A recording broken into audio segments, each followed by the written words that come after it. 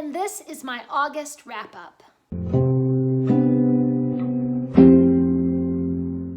I read quite a lot in August. I must say I'm happy with my reading progress in August. But before I get into those books, I want to make sure that you know that Books for MKs is a charity that donates books to missionary kids. Today's MK shout out goes to Elon, who is 2 years old and lives with his family in Papua New Guinea. Like most 2-year-olds, he mostly just likes to read board books. If you want to donate to Elon and children like him, you can do so at gofundme.com. And don't forget to subscribe and click on that little notification bell. The first books that I want to talk about are the classics that I read in August. I read The Way of the Scarlet Pimpernel by Baroness Emuska Orczy. This is one of the kind of middle books in the Scarlet Pimpernel series. In this one, a young French girl named Josette is trapped in Paris during the French Revolution. Her employer tries to blackmail prominent men in the new revolutionary government, and her employer is murdered.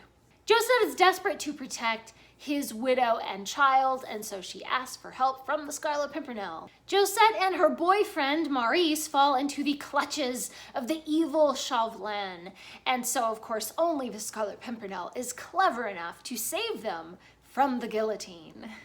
Josette is such a wonderful main character. She's full of compassion and courage, and I especially loved the scenes when she really takes charge, she takes action, and she never flinches in the face of danger. The plot is fantastic, of course, as all the Scarlet Pimpernel plots are, with lots of twists and turns. I really love all the action and the complexities of every situation. I also really enjoyed the interesting and very compelling supporting characters. The writing makes them feel like real people. My only complaint with this book is that there just isn't enough of the Scarlet Pimpernel in it. Josette is the main character, and so we see a lot more of her than we do of the Scarlet Pimpernel and his men. I loved it though, and I gave this book 4 stars. I also read The Black Stallion by Walter Farley. Alec is headed home in a steamship when the ship sinks in a storm and there are only 2 survivors, Alec and a big black wild stallion. The 2 are washed ashore on a small island and they have to learn to survive together, and of course Alec manages to tame this spirited wild horse. I was completely riveted through this entire book. I could not put it down. I read it all in one sitting. The writing just has such good pacing. The action moves so swiftly along, just pulling you from one chapter to the next and the next. I really adored Alec's character. He is smart and tough and resilient. The black is described so wonderfully. I could really just imagine his wildness and his feral energy. Every character who sees the black is immediately overwhelmed by his powerful personality. His fire and his strength and his beauty, it's just wonderful writing. I can't wait to read more books in the Black Stallion series, and I gave this one 5 stars. Next, we get into some middle grade fantasy that I read. I read sort of a classic. It was written in the 1950s called Little Witch. Little Minnikin is a witch's child, and she hates her horrible, mean witch mother. She really wishes that she could go to school and make friends with the other children, but the mean old witch won't let her. One day, Minnikin decides to defy her mother and go to school anyway, but all the other children are afraid of a witch's child. Poor little Minnikin has trouble making friends. This is just a very sweet, charming, old-fashioned little story. I loved the old-fashioned writing style and the fairy tale elements in it. Minnikin is so cute and resourceful, and I just wanted to give her a hug and give her a cookie, poor little thing. The plot is a funny mixture of this innocent 1950s white picket fence neighborhood, and then here come all these mythical creatures, a centaur and a fairy. There are nymphs and, of course, the witches and magic, and it all sort of comes together in this hilarious, very quirky story. I gave this one 4 stars. I read The Griffons Feather, which is the second book in the Dragon Rider series. In this one, Firedrake is back along with his dragon rider Ben and the Scottish brownie Sorrel. The whole gang is off on an adventure to acquire a rare Griffon Feather, which is the only way that they can magically save these tiny little Pegasus eggs that have not hatched yet. But Ben worries that this adventure might be too much for Firedrake because the Griffons are known for having wars in the past with the dragons. I really love this author's writing. I've read so many of her books and I just love it. The plot is really imaginative, full of this dry humor and of course tons of magic. There are wild and wondrous settings all over the world, full of fascinating creatures, both real creatures and mythical imaginary creatures. The main characters are really magnificently written. It makes me feel like the characters are real, like their anxieties and their desires and their love and their joy all feels real. But then the supporting characters were really fairly boring. You don't really know much about their backstory or their motivations or why they're there. There were also far too many new characters introduced for a second book in a series. I could barely keep straight all of the old characters, and the new characters, most of them were not memorable enough to really remember who they all were. The plot is really wonderful, and I do love the main characters. But I just feel like this could have been a much tighter story with maybe a cleaner storytelling style. There are just too many details, too many characters, too much stuff that is distracting from the main story. Still, I enjoyed it immensely. I think maybe I just expect too much from this author because I've enjoyed so many of her other books, and maybe this just isn't her best book. It's still really wonderful though, and I gave it 4 stars. I read Siren, which is the 5th book in the Septimus Heap series by Angie Sage. In this 5th book, Septimus Heap and the whole gang are trapped on an island where a mysterious spirit sings an enchanted song to lure sailors onto the rocks. I really enjoyed the character development, the imaginative plot. I just had no clue where this plot was going. There are a lot of twists and turns and surprises, and of course, the wonderful, wonderful characters. There is so much depth in these main characters. I love the way they argue with one another and misunderstand and then sometimes support each other. There are so many levels of character dynamics going on with all of their interactions. There are a lot of really incredibly unique magical elements in the story where I was just thinking, how did the author even think of that? Like, how did you just imagine that out of thin air? I love the really, really detailed world building. It's just the perfect backdrop for this story. I gave this one 4 stars. I read one nonfiction book in August, Never Go Back by Henry Cloud. This book demonstrates 10 life lessons that once you've made that mistake, you will never go back and make that mistake again. There are things like don't pretend to be someone that you're not. Don't take your eyes off the big picture, and don't try to please everyone.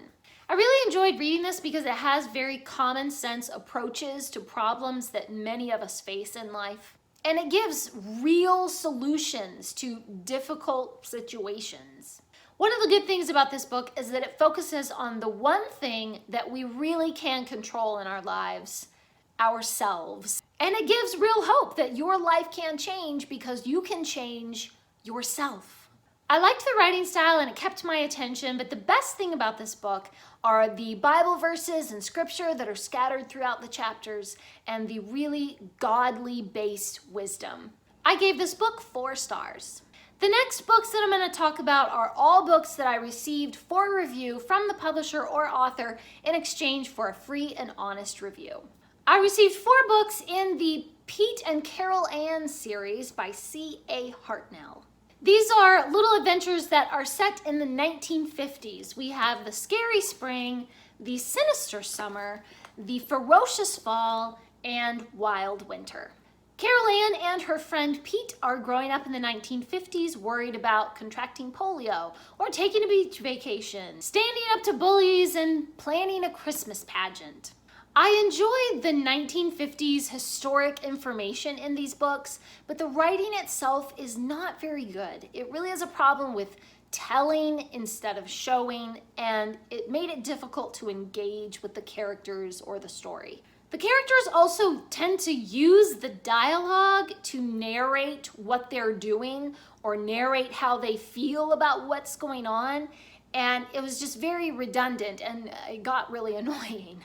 If the writing were a little more polished and edited to be shorter, then I think the story would flow much better. At the back of each book, there are photographs of the real Carol Ann and her family. So I thought that was a really cute thing. And at the back of each book, there is also a recipe for some kind of dessert that is mentioned in the story. So you get to read about the dessert and then try it out for yourself. Another interesting thing at the back of every book, there is a glossary of 1950s slang. So if you're reading it and you find, I am just not sure what this 1950s slang is all about, then you can look it up in the glossary. So there are a lot of wonderful details in these books, a lot of extras that are really fun, but the writing just left a lot to be desired. Along with the 4 books in the series, the author or publisher also sent me 2 coloring books. So there's a Cool Cats coloring book and a vintage activity and coloring book from Santa's Village. So in one of the books they visit Santa's Village, in another book they go to the diner, you know. So I thought this was really cute. I mean, it's just a basic, you know, children's coloring book. But what a fun little extra to include. I gave each of these books 2 stars. I didn't hate them, but they were pretty okay. I read a comic from the Wallace the Brave collection. This, I think, is the 2nd book in the collection, maybe. It is Snug Harbor Stories by Will Henry. I just can't get enough of Wallace and his friends. I have read some other Wallace the Brave collections, and I just love this comic so much. I wish I could give this comic 10 stars instead of 5 stars, because I absolutely would. Wallace and Amelia and Spud are off on some more adventures in the woods and creeks and, you know, beaches around Snug Harbor. They spend their days making blanket forts and hunting the imaginary Sasquatch and looking for butterflies. I really love how imaginative Wallace is. He can take the slightest bit of nothing and make a game out of it. But once again, the best thing about Wallace's world is his quirky family. His parents join in Wallace's imaginative games, whether it's building a clubhouse or setting up a tire swing or just sitting quietly and watching a spider spinning its web. Wallace's parents are ready to celebrate childhood right along with him. I really enjoyed the playful art style and of course the thoroughly entertaining jokes. And I gave Snug Harbor Stories 5 stars. I wish it was 10, but unfortunately it's only 5. I read Bloodlust and Bonnets by Emily McGovern. Lucy teams up with Lord Byron, the Lord Byron, the poet, and a bounty hunter named Sham to hunt vampires. They stumble through several adventures, always one step behind the evil Lady Travesty.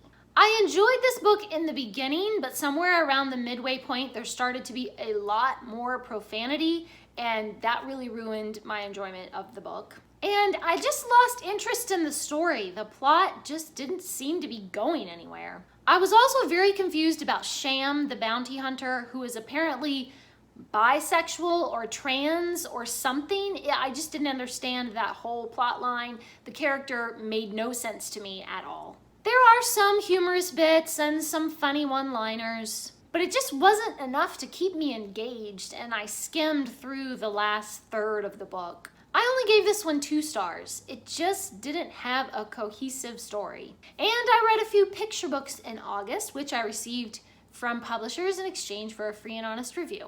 I got the adorable board book, Yum Yummy Yuck.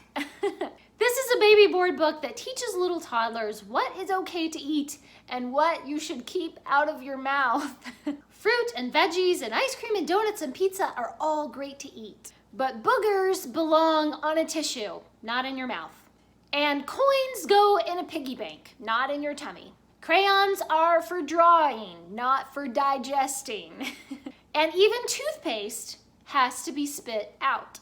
Each page just has a simple silhouette of an item with a caption underneath that says yum or yummy or yuck.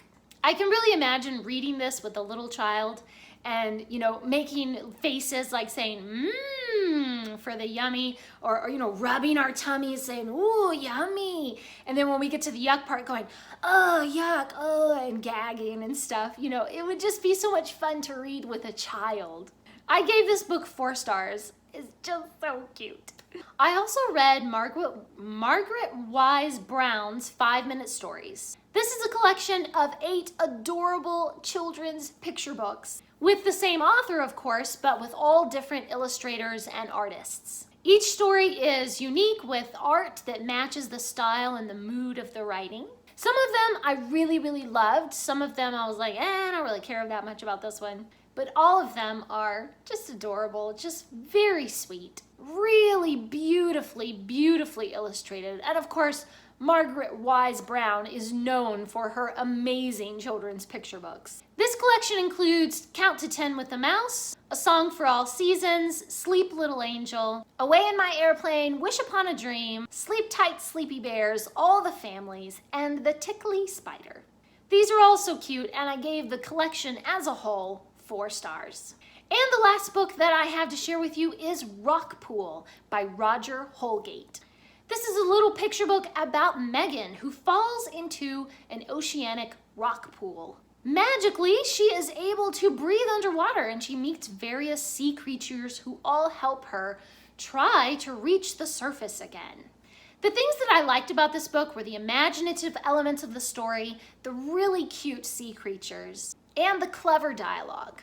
However, the illustrations are just not very polished. The formatting is unprofessional. It sort of gives the book a sloppy look. The storyboarding layout and the orientation of the illustrations and the text, it just could have been much better arranged. It doesn't look very professional, and it's not professional, it's a self-published book. For a self-published book, it has many good elements in the story and the characters and the writing, although the writing had a lot of punctuation problems.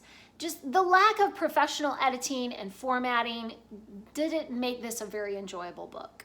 I feel like with a good editor and a more polished art style, this would be a lovely picture book. And I gave it 2 stars. And those are the books that I read in August. Please leave me a comment down below and let me know what is the very best book that you read in August that just blew you away and you felt like this is the most wonderful thing I've ever read. Thanks for watching. Please subscribe, and remember, the right book in the right hands at the right time can change the world.